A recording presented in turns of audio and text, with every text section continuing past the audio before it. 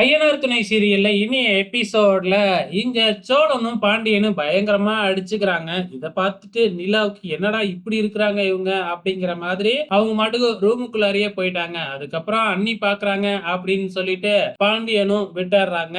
இப்ப ஃபங்க்ஷன் நடக்குமா நடக்காதா அப்படிங்கிற மாதிரி எல்லாருமே பயப்பட ஆரம்பிச்சிடுறாங்க. இந்த பக்கம் சோழன் போயிட்டு நிலா கிட்ட கெஞ்சி பாக்குறாப்ல. ஆனா நிலா இருந்துகிட்டு நீ ஏன் அன்னைக்கு வந்த உடனே உங்க அண்ணன் கிட்ட இது வந்து உண்மையான கல்யாணம் இல்லன்னு சொல்றேன்னு சொன்னியே ஏன் சொல்லல அப்படிங்கிற மாதிரி கேள்வி கேட்கறாங்க.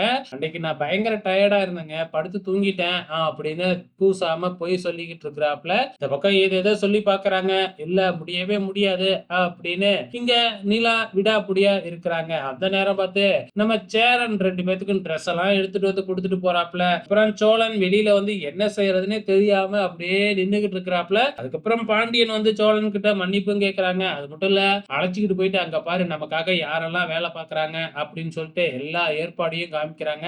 அண்ணன் உனக்காக எல்லா காசையும் செலவு பண்ணி இந்த ஃபங்க்ஷனை ஏற்பாடு பண்ணிருக்கு அப்படிங்கிற மாதிரியும் சொல்லி பார்த்துக்கிட்டு இருக்கிறாங்க. இப்ப சோழன் என்ன செய்யறது, போய் நிலா கிட்டயும் பேச முடியாது, இவங்க கிட்டயும் சொல்ல முடியாது, என்ன செய்யறதுன்னே தெரியாம போயிட்டு சோழன் அவர் மட்டுக்கும் புறப்பட ஆரம்பிக்கிறாப்ல. சோ அவர் ட்ரெஸ் பண்ணி வந்து பாத்தீங்கன்னா கோட் ஷூட் எல்லாம் மாட்டலாம் அப்படிங்கிற மாதிரி குளிச்சுக்கிட்டு இருக்காங்க.